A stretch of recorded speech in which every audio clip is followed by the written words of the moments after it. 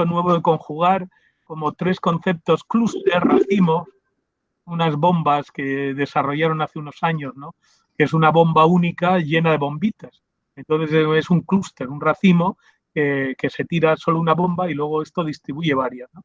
Yo lo que hice fue estructurar, coger 3 conceptos clúster, 3 conceptos racimo en la obra de Deleuze y de ahí pues desarrollar, si no todos los demás, bastantes, ¿no? O sea, hacer una especie como de estructuración. Y los 3 conceptos, que luego aludiré a ellos, son los de inmanencia, univocidad y experimentación.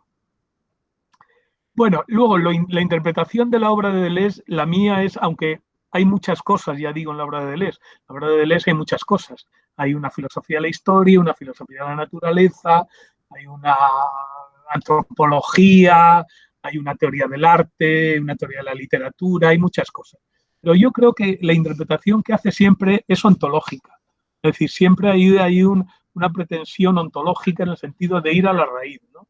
De ir a lo que las cosas son. O sea, no quedarse en las filosofías adjetivas, particulares, ¿no? Las ramas de la filosofía, las filosofías aplicadas, sino de ir al núcleo, ¿no? O sea, hacer una interpretación ontológica. Lo que pasa es que, y ahí está, digamos, su método, como siempre es un método, ya iremos viendo, lo aludo alguna vez, subversivo en el sentido en que no es dialéctico, o sea, no opone a una tesis una antítesis, ¿no? No va de frente, digamos, a atacar, ¿no? Eso es importante porque eso tiene muchas implicaciones, no solo teóricas, sino incluso también políticas, ¿no?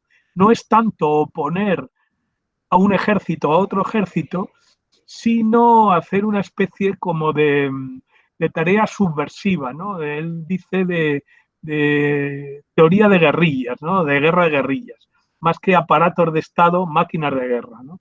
Y en ese sentido, pues el método es un método como indirecto, ¿no? Es un método subversivo, un método de digamos, como de dar vueltas, lo que decía Ortega, ¿no? El método de Jericó, dar vueltas en torno a las cosas, más que atacarlas directamente, ¿no?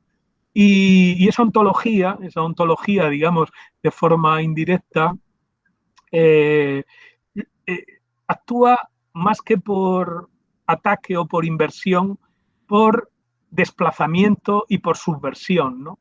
Por perversión.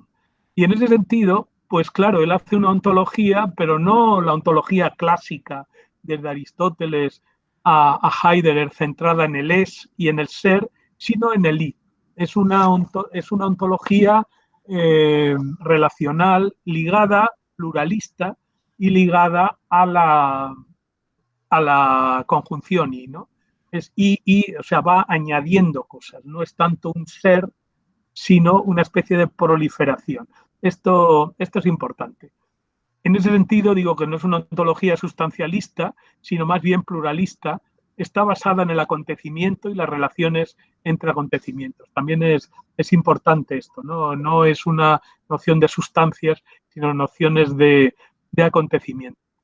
Luego, yo creo que también la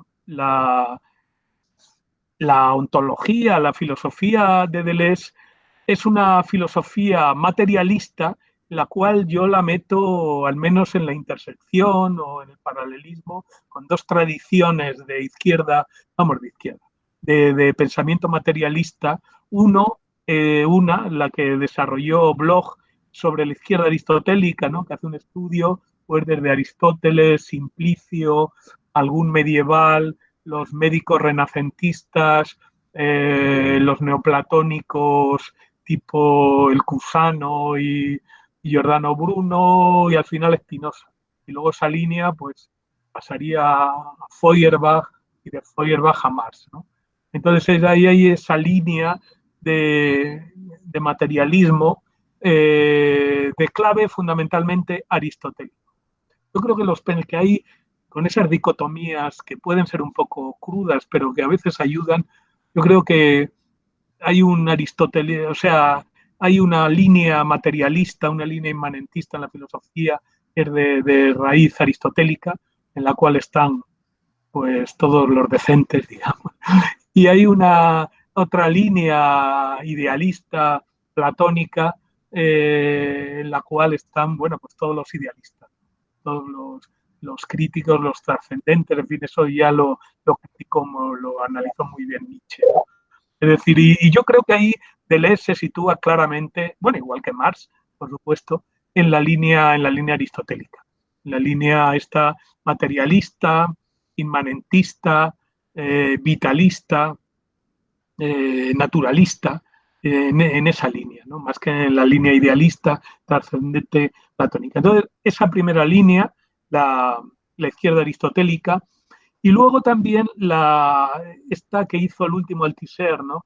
La idea del materialismo del encuentro, que hace otra reflexión, otra genealogía materialista a partir de Epicuro, toda esa línea, la línea de los estoicos, también, claro, Spinoza están todas, claro, Spinoza, Feuerbach, Marx, en esas dos, ¿no? Entonces, entre esas dos, entre el materialismo de origen aristotélico, la izquierda aristotélica, naturalista, vitalista, y el materialismo aleatorio de origen en última instancia epicúreo y estoico y epicúreo que describe el último Althusser, pues ahí estaría entre esas dos líneas, ¿no? Por eso decía que Deleuze, y esto tiene que ver también con lo de la inversión, no se ve afuera de la tradición metafísica, sino porque, claro, la tradición metafísica hay siglo XX empieza con una especie de, bueno, si me apuráis, a partir de Hegel, pero bueno, a lo largo del siglo XIX aún el impulso hegeliano se mantiene, pero hay una especie. Hegel es el último gran metafísico, el último, yo en eso no estoy de acuerdo con Heidegger, de que sea Nietzsche el último metafísico es Hegel, y toda la filosofía moderna y contemporánea sale de la explosión del sistema hegeliano, ¿no? Hay una primera línea de ruptura que podría ser la línea materialista política revolucionaria, Feuerbach, Marx, ¿no? Hay otra línea de tipo positivista, que sería la de Comte, que da la filosofía de la ciencia, ¿no?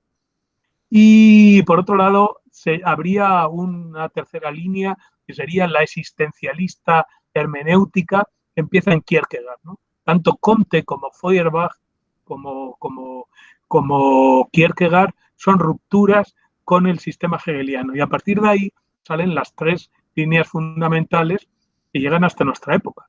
Filosofía de la ciencia, filosofía hermenéutica y filosofía materialista, ¿no?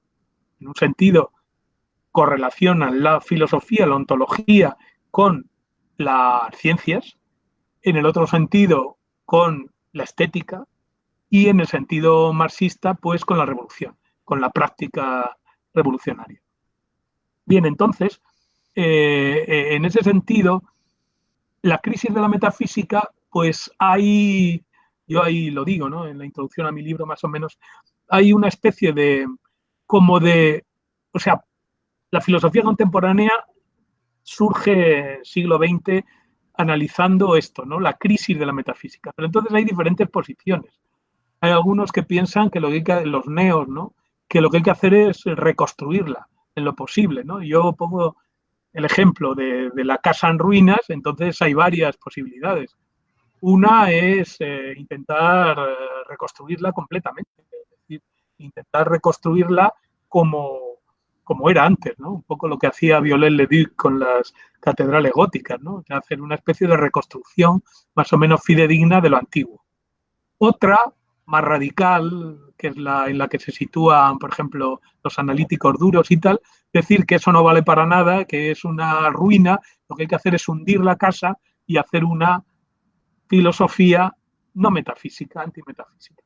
Y luego hay otros, en los cuales está Heidegger, está Bátimo, yo creo que también está Deleuze, está Foucault, y dice, bueno, hombre, dice, primero, y Derrida, parten de la tesis de que intentar romper, o sea, intentar romper la metafísica es imposible porque el edificio es muy duro, o sea, se mantiene, tiene muy sólidos cimientos y que es prácticamente imposible intentar romperlo. Aparte, tendríamos que utilizar herramientas, como muy bien analiza Derrida y Bátimo, que ya serían metafísicas, con lo cual destruir la metafísica con sus propias armas, pues es un poco contradictorio. Entonces, que lo que se trataría sería de hacer ontología, de hacer metafísica, de hacer filosofía, pero de otra manera. Entonces, ahí está la idea de la subversión.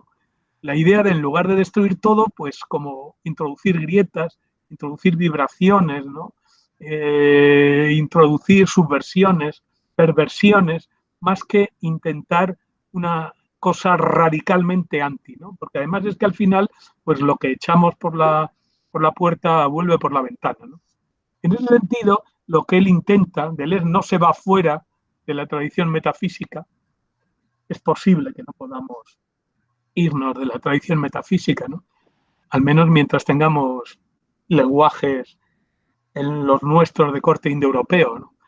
Deleuze no se va fuera, sino a los márgenes, al límite, a la frontera. Entonces construye un pensamiento del límite, del margen, diferencial, no dialéctico ni negativo, ¿no?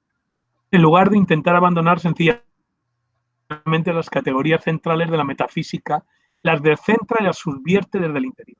Yo creo que es la idea, ¿no? Es una tarea de subversión interna al proyecto metafísico.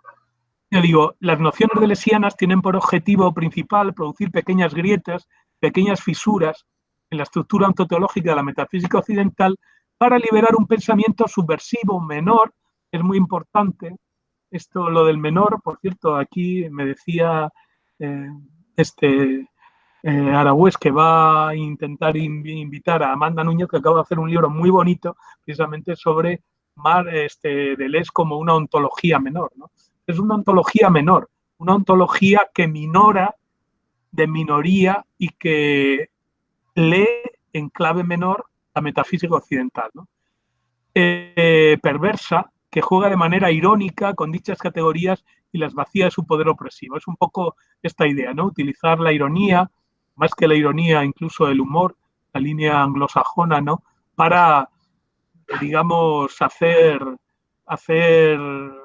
trepidar el resto, el edificio de la ontología occidental, ¿no?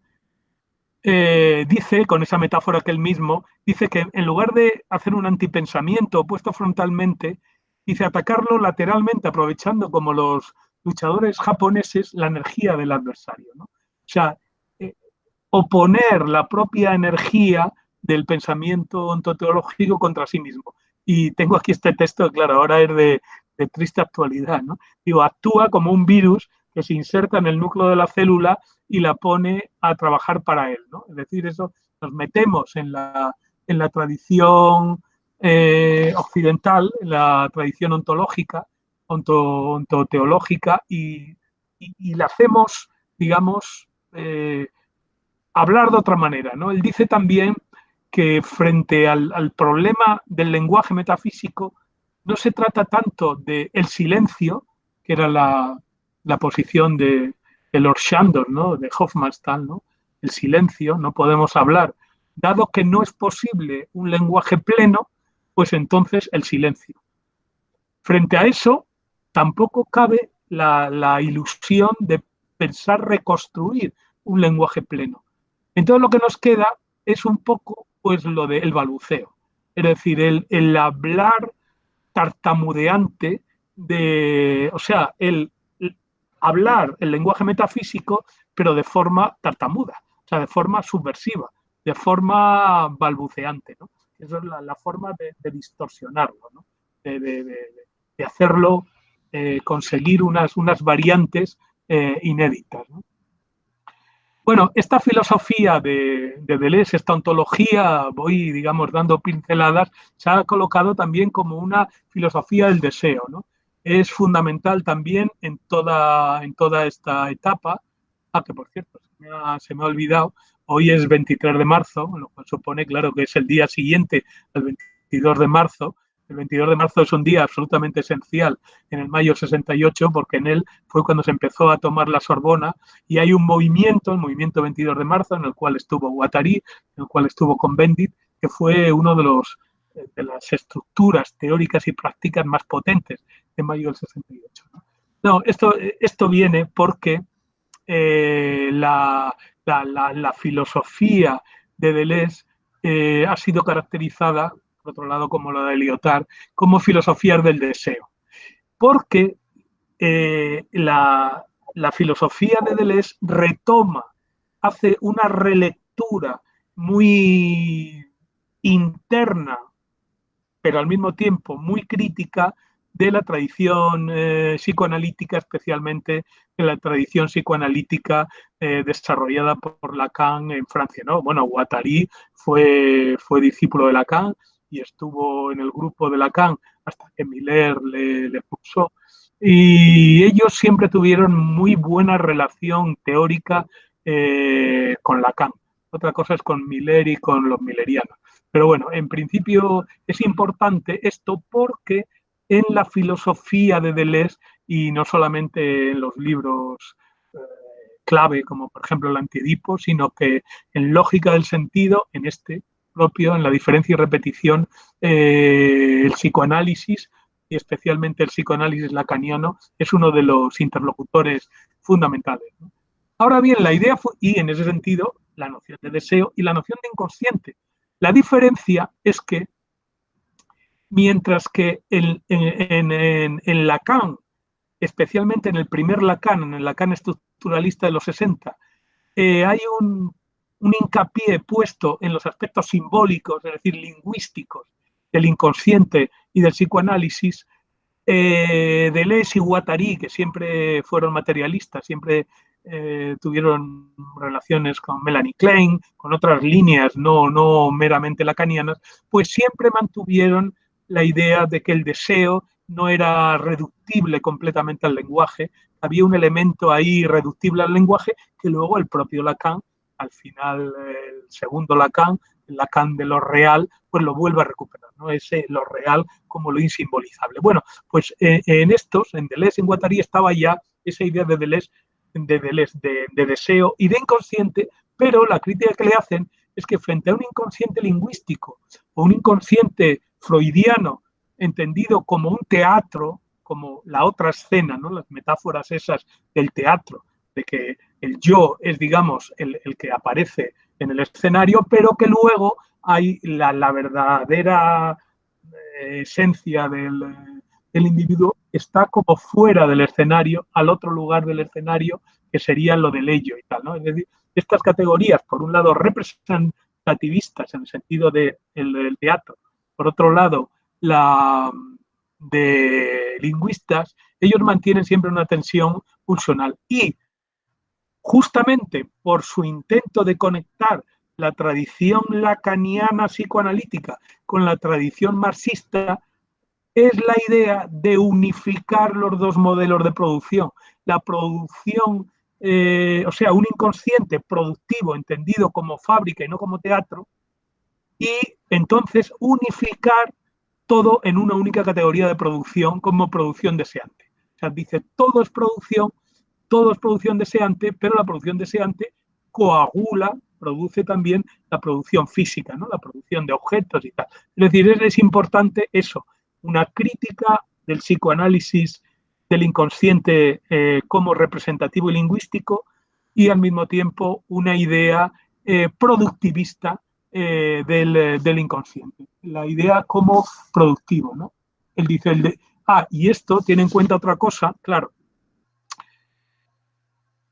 Lacan, quizá a lo largo de toda su vida, pero principalmente al principio, especialmente al principio, a partir de las lecciones de Collier, tiene una gran influencia de la fenomenología del espíritu hegeliana gracias a la interpretación de Hippolyte y a la de Collier, ¿no? Que en los años 20 y en los años 30, en los años 40, 50, Hippolyte, pues analizan la fenomenología del espíritu.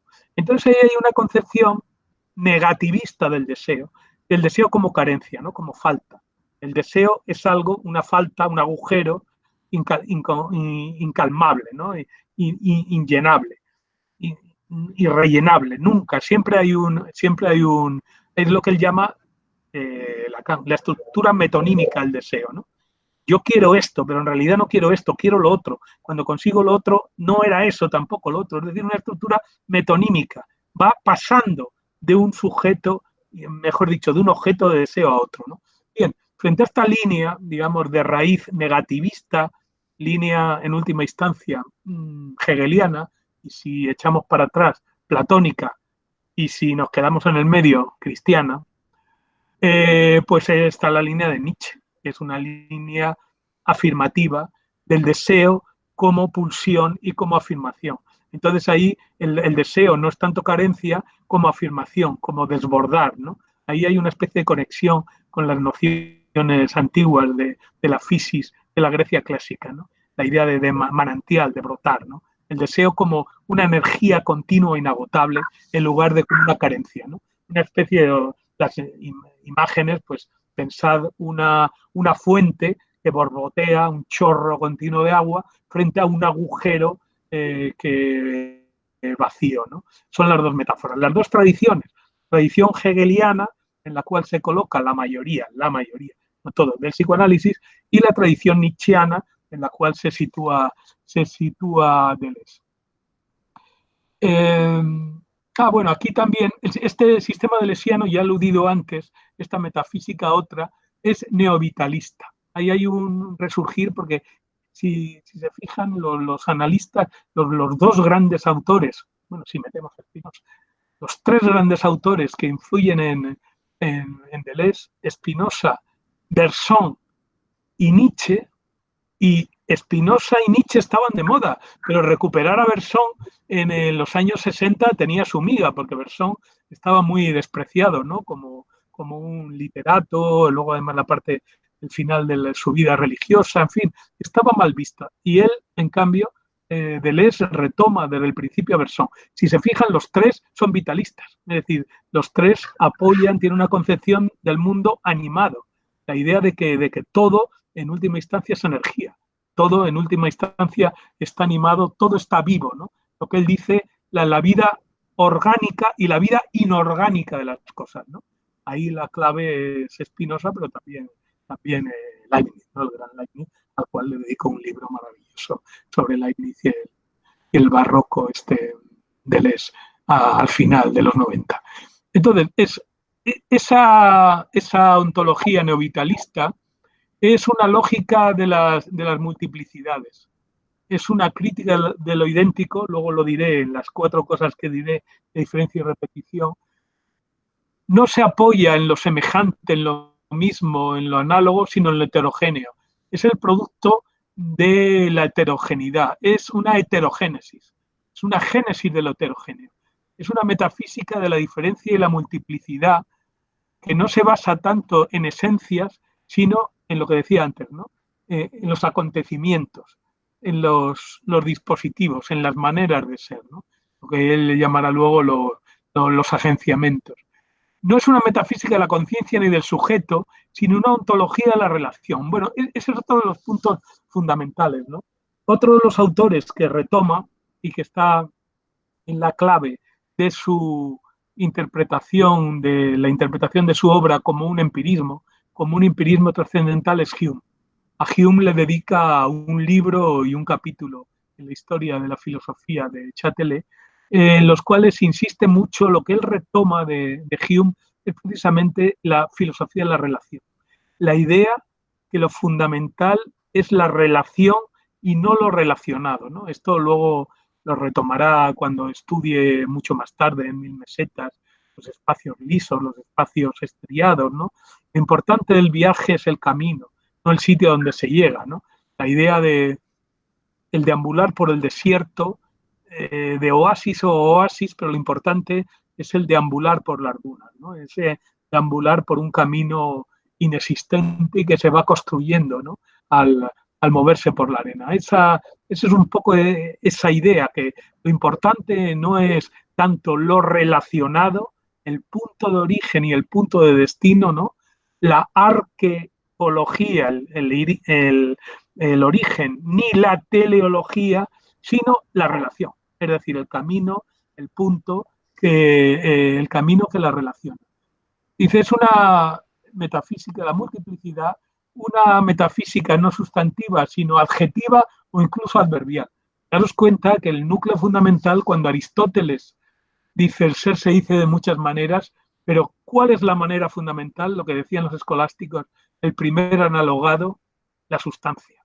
Es una filosofía sustancialista. La filosofía occidental ha sido una filosofía de la sustancia. Y en cambio él no, él tiene más una idea, una filosofía no sustancialista, una ontología de la relación. No, en ese sentido me refiero no sustancialista, entonces ya no es el sustantivo, sino los adjetivos e incluso los adverbios, ¿no? Él dice una noción que aquí solamente aludo, pero que en 1000 mesetas es esencial, la noción, que la retoma de un escoto, por cierto, la aécitas. Dice, la aécitas no es una sustancia, es una circunstancia, es las 5 de la tarde, ¿no? O esta mañana.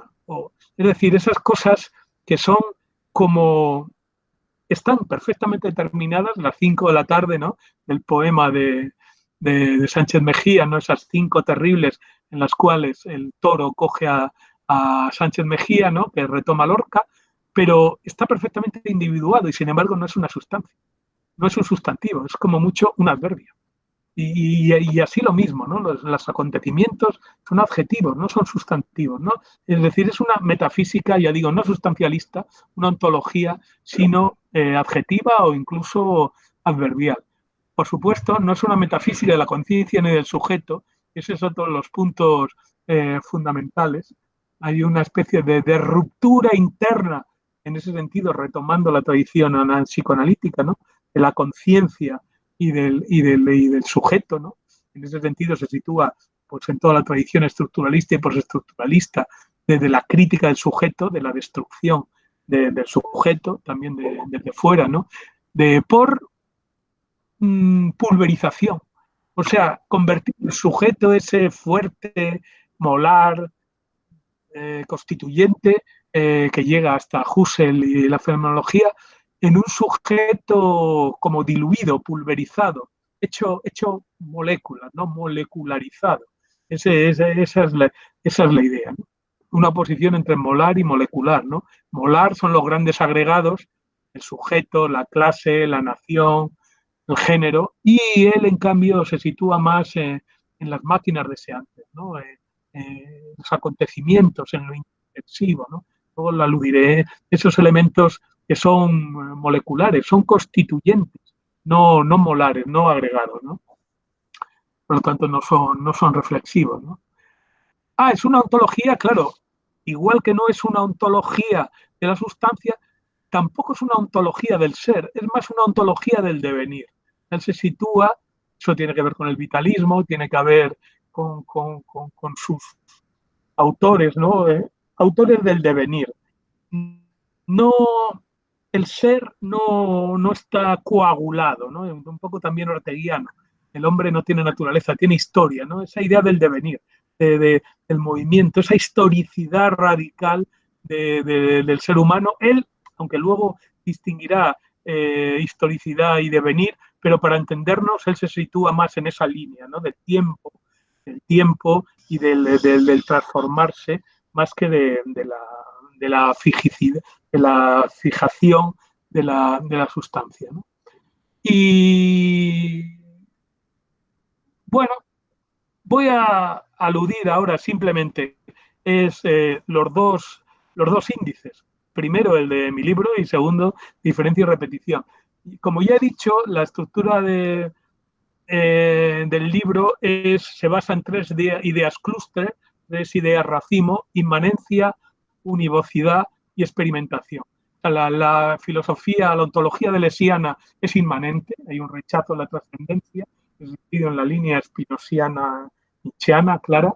Es unívoca en el sentido de que frente a Aristóteles, y más que Aristóteles, por la teoría de la analogía no es aristotélica, sino medieval, frente a la diferencia de la analogía de que el ser se dice de muchas maneras, elemento absolutamente esencial para poder, digamos,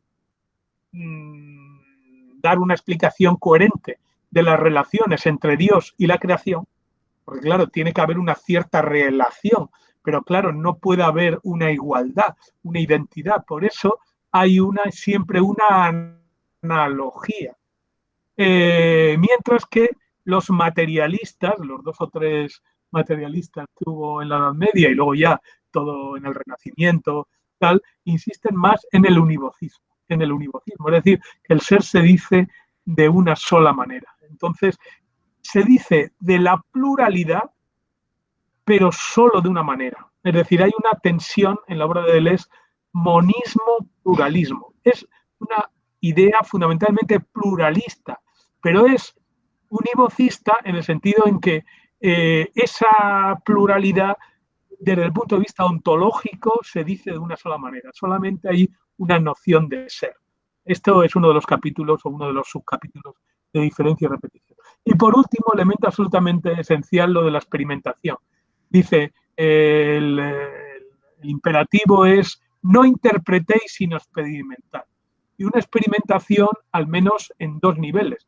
En el nivel estético, creativo, bueno, si me apuran, en 3 niveles. Primero en el nivel vital. Ahí se relaciona con Foucault, ¿no? Una especie de construcción del propio individuo como una obra de arte. Es decir, Deleuze es un tipo de dandy, no exactamente el mismo tipo de dandy de Foucaultiano, pero también es un dandy, también es alguien que se construye a sí mismo, ¿no? Se construye como una obra de arte, ¿no? A través de su vida, ¿no? Esa es la primera experimentación, experimentar nuevas formas de vida, como dirá Guattari, el objetivo de la política es construir nuevas formas de subjetividad, nuevas formas de vida, ¿no? El segundo, a nivel estético, creativo, ¿no? Y el tercero, a nivel político, la política como experimentación. Esos son los 3 elementos centrales, ¿no? Bien, pues yo a la categoría, al concepto de inmanencia, le relaciono la teoría de la individuación, la noción de vida, la noción de acontecimiento, la idea del simulacro, que se está aludido en diferente repetición, los espacios estriados y lisos de 1000 mesetas, ¿no?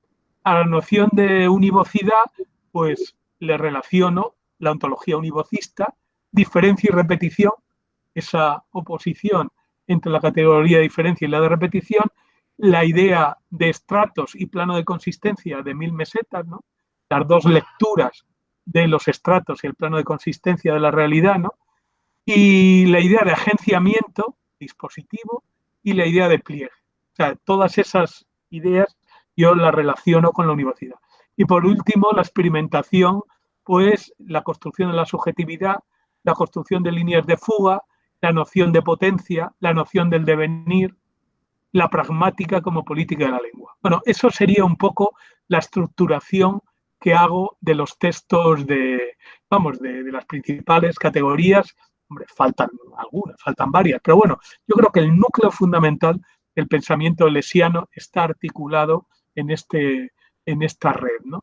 Y por último, ya para acabar, pues bueno, decir algunas cosas, ya digo, simplemente, prácticamente, pues no, ni siquiera la relectura del índice, porque el índice este es un índice francés, como Dios manda, es decir, un índice con subcapítulos, entonces el propio índice ya tiene mucha densidad, ¿no? Solo leer el índice ya lleva, y mucho más interpretarlo, ya lleva mucho tiempo, ¿no? O sea, por eso yo voy a hacer solamente alguna cala, ¿no? Bueno, el texto se articula en 7, el número cabalístico, ¿no? Tiene una introducción, tiene una conclusión, 5 capítulos. Hay una introducción del tema, repetición y diferencia, que luego se replica habiendo absorbido los otros 5 capítulos en la conclusión, introducción, repetición y diferencia, conclusión, diferencia y repetición. Luego, análisis del capítulo 1 está dedicado a la noción de diferencia en sí misma, punto absolutamente esencial, ahí distinguiendo la teoría de la diferencia en Aristóteles, la teoría de la diferencia en Hegel, la importancia fundamental de Leibniz. Es un estudio realmente importante. Ya digo que este texto de diferencia y repetición es uno de los más ontológicos los más filosóficos, en los que entabla una lucha cuerpo a cuerpo con los grandes filósofos. La repetición, el segundo capítulo, ahí hace una recuperación de las filosofías de la repetición que él retoma fundamentalmente en Kierkegaard, en Nietzsche y Pegüí, ¿no? Sobre todo en Clio, la reflexión sobre la historia de este pensador cristiano, católico, francés, ¿no? Tan importante, ¿no?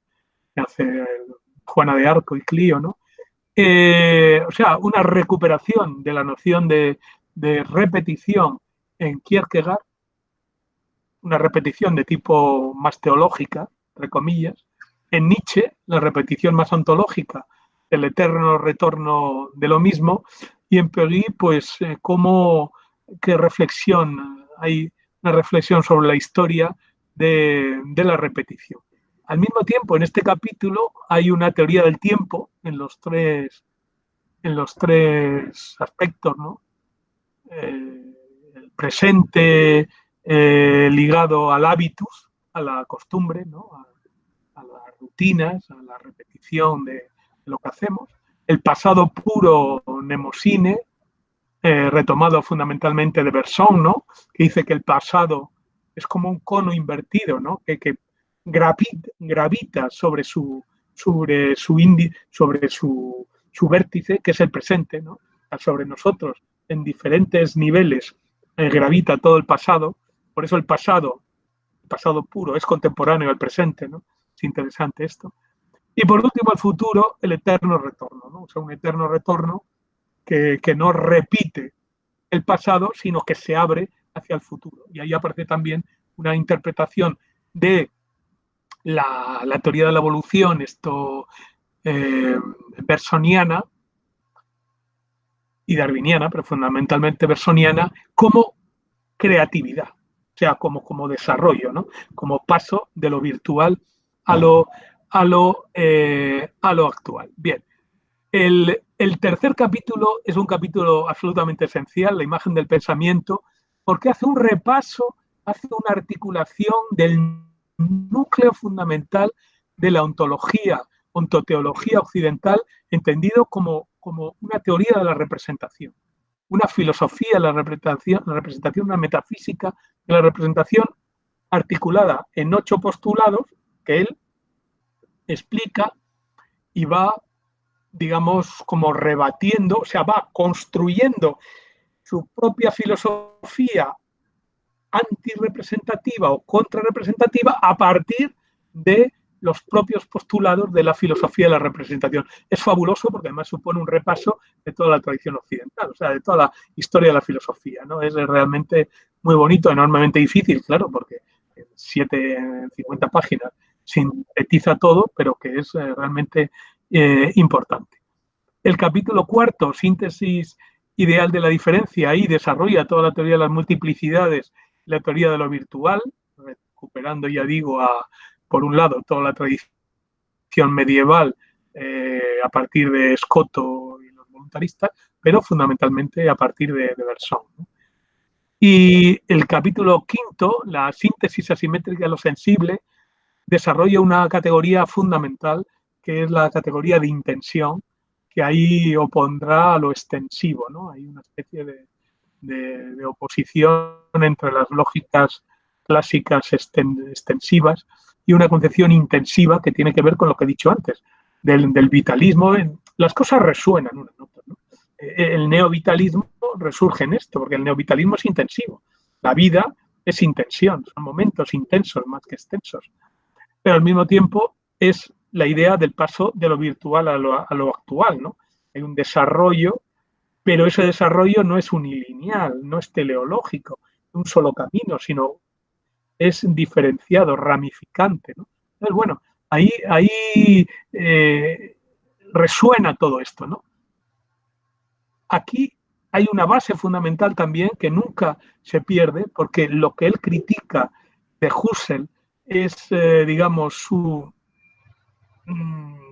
recaídas en la filosofía de la conciencia, pero retoma elementos esenciales, por ejemplo, toda la idea de la síntesis pasiva, todos los elementos precategoriales, presubjetivos, ese sustrato fenomenológico no desaparece nunca de Deleuze, ¿no?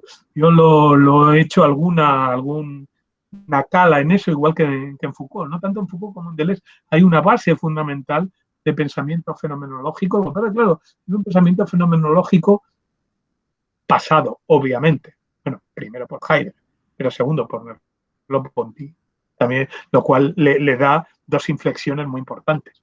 Una inversión, digamos, de tipo más historicista y una inversión de tipo más materialista, más naturalista, con la noción de chair, ¿no? De carne, ¿no? De Merleau-Ponty. Pero bueno, pero está Husserl debajo, ¿no? Es muy importante y aquí aparece. Aquí, en este capítulo, hay mucho Husserl metido.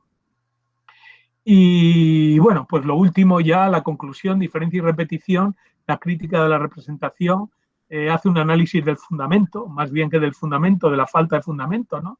Del Grund, del Ungrund, es decir, del no fundamento, y del Urgrund, el fundamento inicial primigenio, ¿no?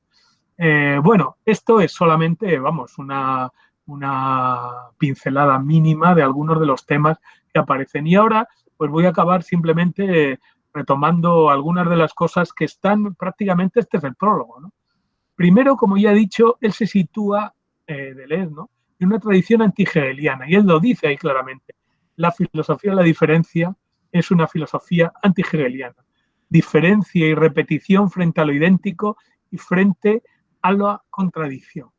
Luego otro punto que os daréis cuenta,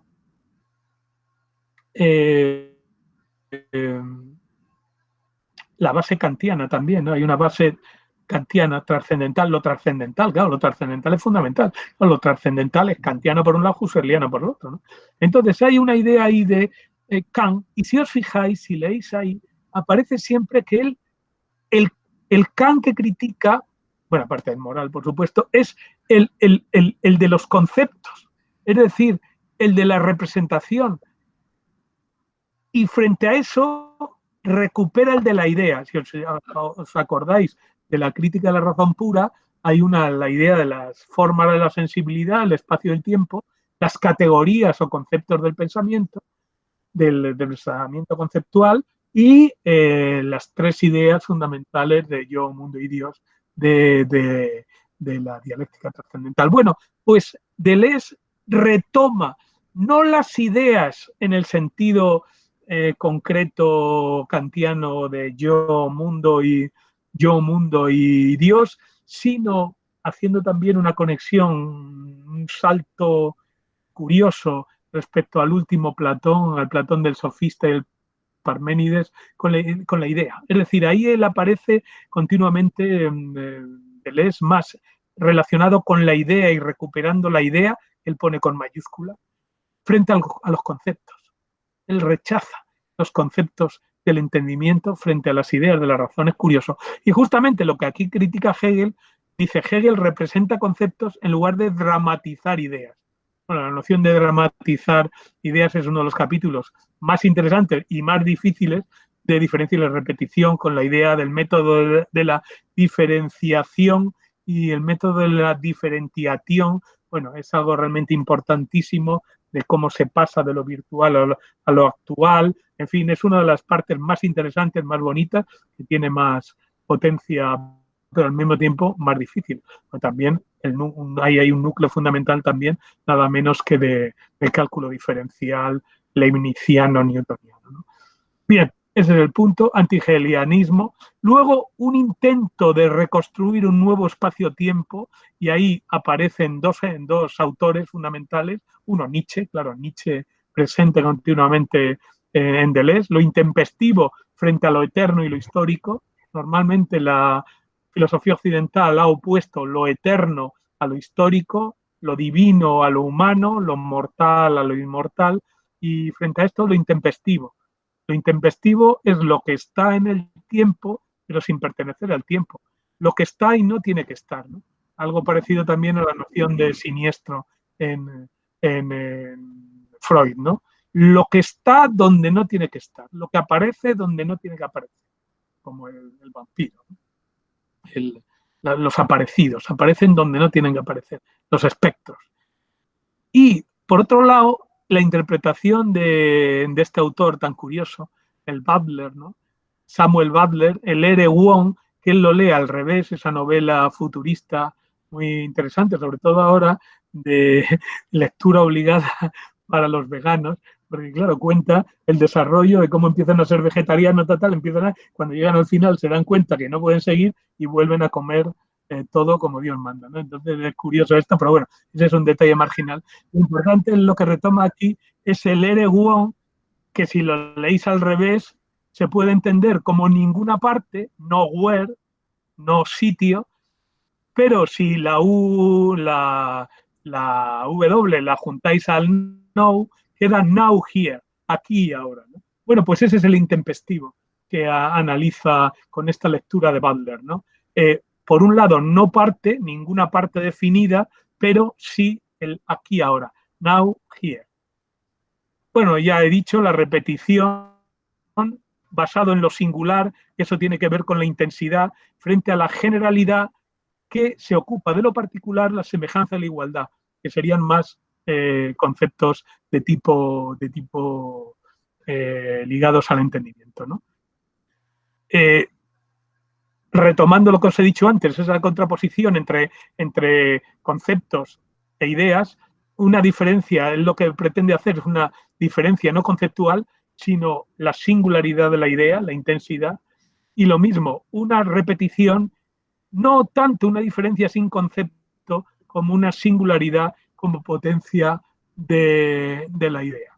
Y bueno, pues yo aquí, como era solamente una especie de presentación un poco, pues bueno, claro, obviamente es un sobrevuelo enormemente, claro, a gran altura, con lo cual los detalles no hay. Pero bueno, yo acabo aquí solamente dando un consejo para no desesperarse.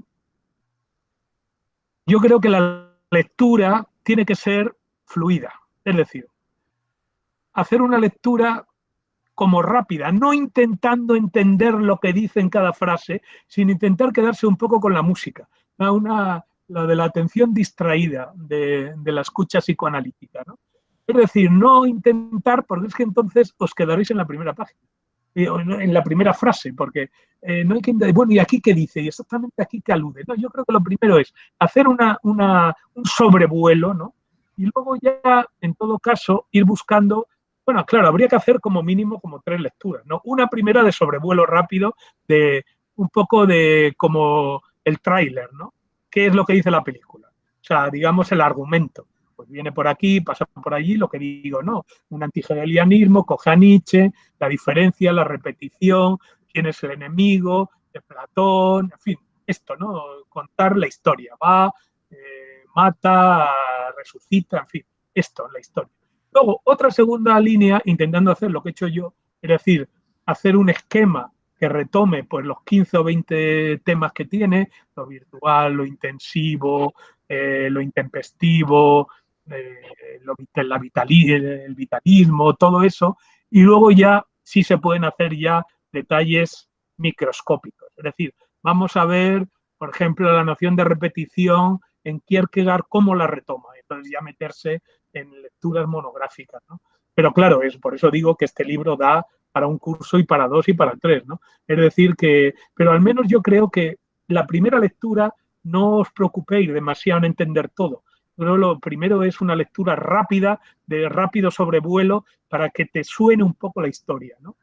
Para no desesperarse, porque claro, son textos, yo lo he leído, claro, varias veces, el texto y te desesperas, intentas realmente, porque yo creo que es el más denso, ¿no? Y porque Mil Mesetas tiene partes más distraídas, más de historia, más de arte, pero este es el más denso, este es el ontología pura y dura. Entonces, yo creo que es un texto muy difícil y que entonces hay que hacer un poco, como he dicho antes, el método de Jericó, ¿no? Irle dando vueltas poco a poco y luego tocar las trompetas a ver si se caen las murallas o al menos se hace algún portillo para poder entrar por él, ¿no? Y nada, pues animaros a que lo leáis.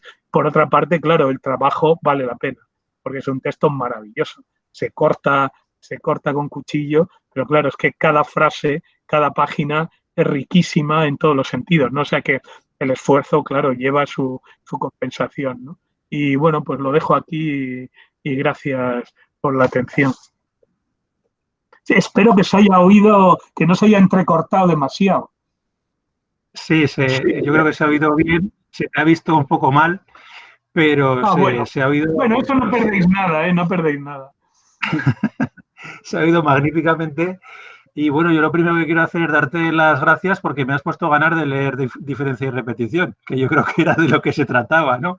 De que nos pusieras ganas y además creo que A tienes, mí me ha dado ganas, pero lo he tenido que reprimir, porque claro, esto supone un mes de lectura sin parar.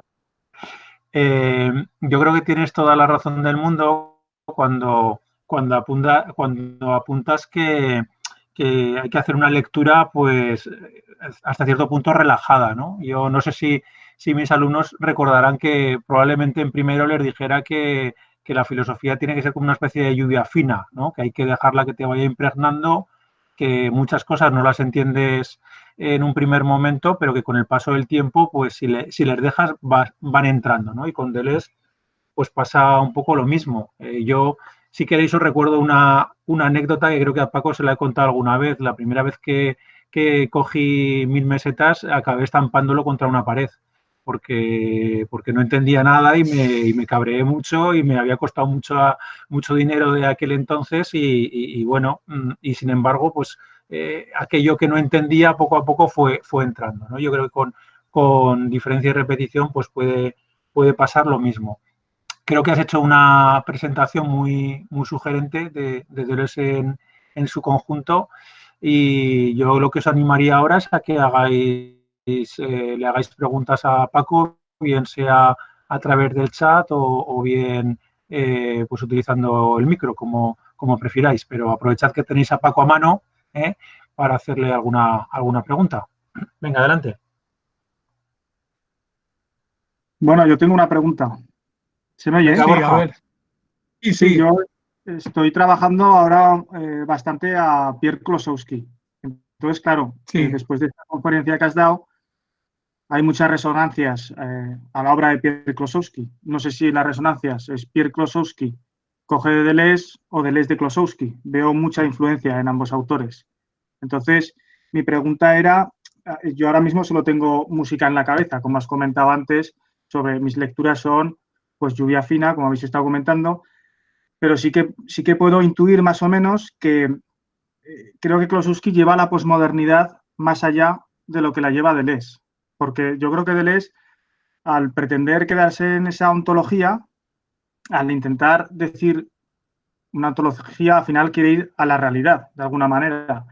Yo sí que veo que el trato que le da Klosowski, que es un trato de la parodia, es decir, que en la parodia hay, digamos, una parte que es repetición con diferencia, que sería esa parte del simulacro, de la construcción, pero también está esa parte de la ironía, incluso de la sátira, del humor.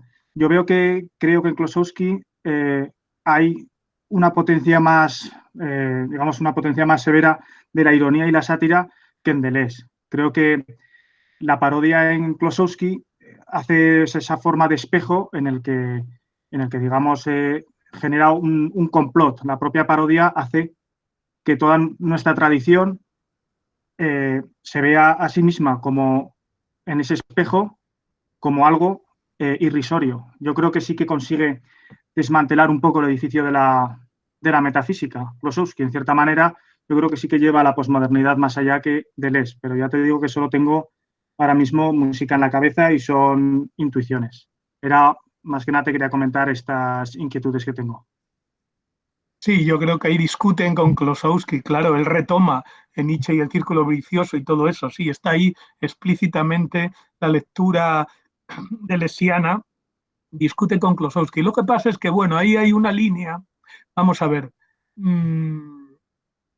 el problema que tiene Klosowski, el mismo que el de Bataille, que están en esta línea hegeliana, es que para la idea de Deleuze es que como ellos se colocan en una posición sacrílega, piensan que lo que hace, o sea, Deleuze piensa que lo que hace tanto Bataille como Klossowski es digamos, el sacrilegio lo que hace es reforzar a la religión, ¿no? Entonces, y luego hay esa matriz hegeliana. Yo creo que el problema, a pesar de las reflexiones que hace Bataille sobre Nietzsche, yo creo que Deleuze se sitúa más en la línea nietzscheana, y yo creo que a Klossowski y a Bataille los coloca más en la línea hegeliana, en el sentido de que es justo lo contrario, es decir, que ellos siguen demasiado prendidos de la tradición que quieren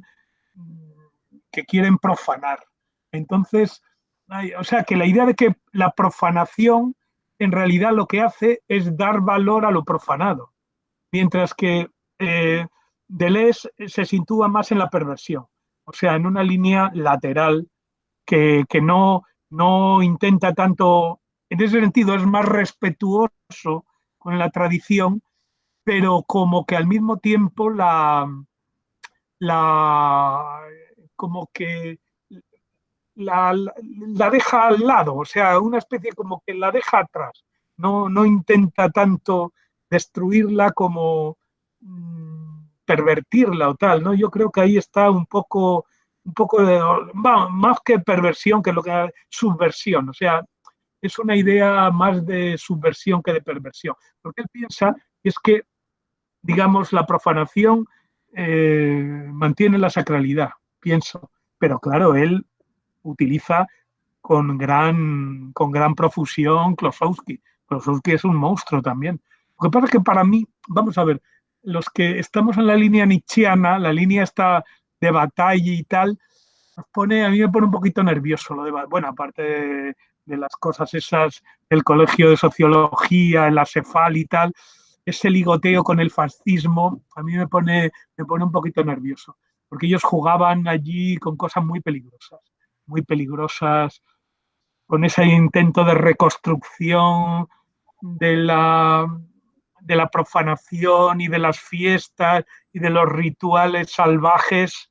Ahí estuvieron en unas cosas un tanto espesas. Entonces, yo creo que ahí hay una línea que Deleuze, que era un puritano, como yo, pues entonces eso le ponía muy nervioso. A él todo ese elemento le ponía muy nervioso. Y por eso yo creo que él se separa un poco de esa tradición, aunque él le reconoce gran fuerza, ¿no? Y gran amor, gran potencia, tanto a Bataille como a Klossowski, pero yo creo que él se sitúa en otro sitio. Gracias. Sí, pero de todas formas es un autor apasionante. Klossowski es una maravilla, tanto las novelas como la parte teórica es una auténtica maravilla. Vamos, que no tiene desperdicio, Klossowski tampoco. Gracias. Venga, más preguntas que queráis hacerle a Paco.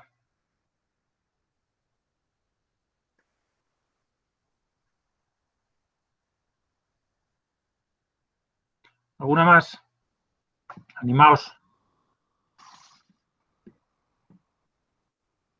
Bueno, luego cuando lo lean, lo vean, pues eso siempre pueden hacer las preguntas. Ahora la ventaja de esto es que como todo queda en diferido, pues siempre se puede hacer todo a posteriori, ¿no? No hace falta la presencia. Sí, yo creo que sobre todo es muy interesante el último mensaje que has lanzado, ¿no? El de la riqueza del texto, su enorme dificultad, sin ninguna duda, pero son estos textos que cuando consigues penetrar un poquito en ellos, lo poco que te puedan dejar por su complejidad ya es mucho. Bueno, ahí tienes una pregunta escrita. Si puedes ahondar, ¿cómo Deleuze recuperar? ¿La ves? Te la leo yo. ¿Podrías me ha desaparecido. Me ha aparecido, pero me ha desaparecido. Bueno, te la leo yo. ¿Podrías ahondar en cómo Deleuze recupera la noción de repetición de Kierkegaard? Uf, eso es más complicado. Yo creo que lo que retoma de de Kierkegaard, yo creo que es la clave fundamentalmente anti-hegeliana. y especialmente, lo cual es curioso, ¿no? Porque lo que le interesa a él de Kierkegaard es retomar lo que a priori nos podría parecer más, ahora más como, más intempestivo, ¿no? A mí lo que me gusta de Kierkegaard es la primera parte, la parte estética, la de Don Juan, ¿no? Ya cuando empieza lo del matrimonio la cosa se estropea y claro, cuando pasa Abraham, ya que tiene que matar a su hijo, pues ya la cosa se rompe. En cambio, Deleuze lo que más le interesa es eso, es decir, esa, el absurdo de la fe que está obligado a matar al hijo, ¿no? Es decir, hacer una cosa absurda para defender la fe como salto, ¿no? Yo creo que a él lo que le interesa más es insistir mucho en esa clave antihegeliana de Kierkegaard, es decir, la recuperación del individuo y la recuperación del salto frente a la continuidad hegeliana, ¿no? La Aufhebung, ¿no? Que va como la bola en la bola de nieve que baja por la montaña, va acumulando. Él se sitúa en lo que le gusta más de lo que retoma de Kierkegaard es la interrupción, el salto. Primer estadio estético, segundo estadio ético, tercer estadio religioso. O sea, yo creo que el elemento de discontinuidad, ¿no? Aparte de la influencia, vamos, la recuperación de lo singular, claro.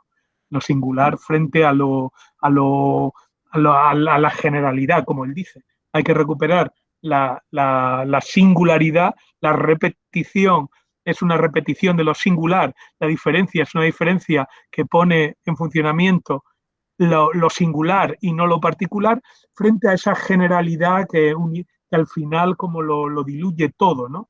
Los elementos individuales singulares son subsumidos bajo esos generales, ¿no? Yo creo que es la relectura. Pero bueno, hay fundamentalmente la figura de Job y la figura de Abraham, es decir, las figuras de lo irracional, de la apuesta, que es la clave de la fe, ¿no? Yo creo que eso es lo que le fascina a Deleuze de Kierkegaard.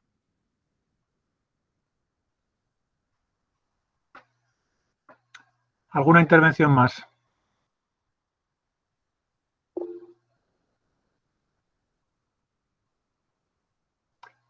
¿Has leído? A Platón. Sí, bueno, ahí hay una lectura del sofista, fundamentalmente del sofista. Si veis la idea de diferencia, eh, ahí está, claro. Es que el problema, él dice, bueno, los intérpretes de Platón dicen que los últimos escritos, que son el sofista, el Parménides y el político, pues son una especie de autocrítica del propio platonismo, ¿no? Y lo que viene a plantear en el sofista es la diferencia, esto está en el texto, en diferencia y repetición, de copia y simulacro. Dice, hay dos tipos de copia. La copia buena, que es la copia que quiere parecerse a la imagen, y el simulacro, que es un proliferante. Ya insisto, que es que las metáforas víricas aparecen, pero es verdad, el simulacro es un virus, algo que continuamente está proliferando, ¿no? Y además en cada proliferación se transmuta, se cambia, se modifica. No es la imagen perfecta, porque la copia reproduce el modelo, ¿no?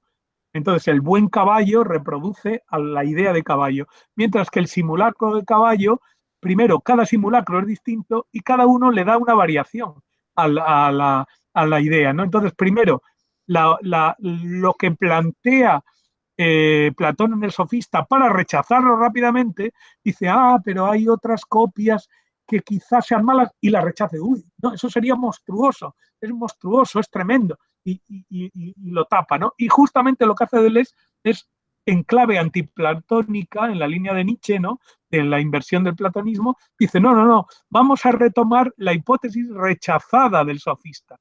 Es decir, esas copias malas, porque el problema de la copia mala es que no solamente es una copia mala, sino que pone en entredicho, subvierte el propio modelo, la propia estructura de modelo y copia.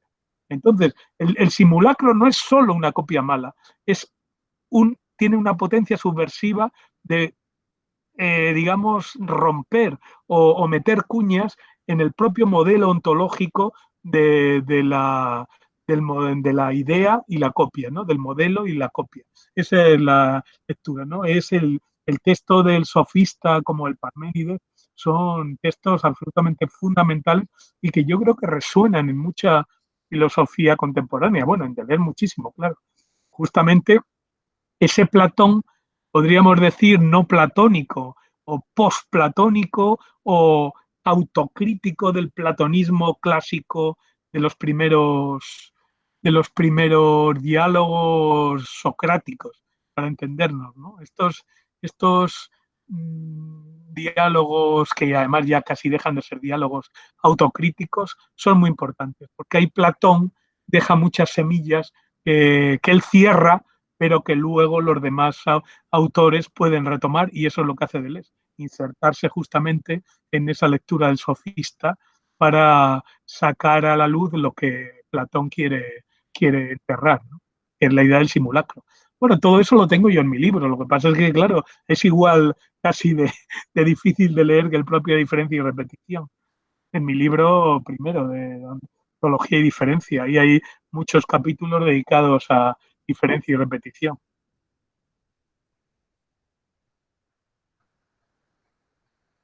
Más cosas. Bueno.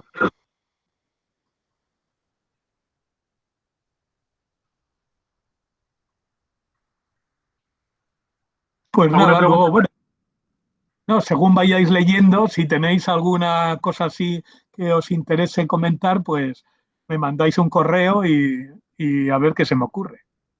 Bueno, pues muchas gracias por tu disposición, Paco. Bueno, pues si os parece, vamos a cerrar aquí la conferencia. Le damos las gracias, te damos las gracias, Paco, efusivamente por esta magnífica intervención y por habernos ayudado a entender un poco más a Deleuze. Y nada, seguimos en contacto, y ya te iré de acuerdo. Hablando de los logros de este grupo, que yo creo que tienen muchos mimbres para leer bien diferencia y repetición. Pues perfecto, con que podéis sacar bastante jugo, yo creo, simplemente con una lectura así somera. Muy bien. Bueno, pues vale, gracias. Bueno, pues, muchísimas gracias. Un abrazo muy fuerte y a ver si nos vemos en persona pronto. Nos vemos pronto de verdad, sí. Bueno, vale, hasta luego. Venga, gracias, Paco. Hasta luego. Bueno, y vosotros luego os escribo un correo para hablar de cómo enfocamos a partir de mañana. Yo creo que mañana ya tendremos sesión normalizada, pero ahora os escribo y lo concretamos. ¿De acuerdo? Venga, un abrazo y nos vemos en breve. Hasta luego, Paco. Hasta luego.